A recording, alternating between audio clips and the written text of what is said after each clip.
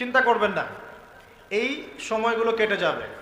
যখন এই জুলুম চূড়ান্ত মাত্রায় উঠবে, তখন আল্লাহ রাব্বুল আলামিন মুসলিমদের মধ্যে একজন ইমামকে পাঠাবেন, তার নাম মুহাম্মদ। কি নাম?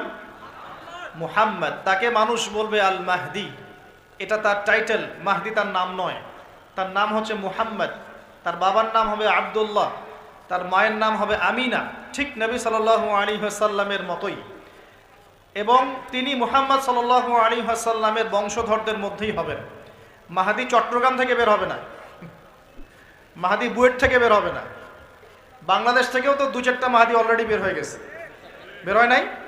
আর মাহাদি আরবি ভাষায় কথা বলবে। কি ভাষায় কথা বলবে? পাঞ্জাবি ভাষায় কথা বলবে না।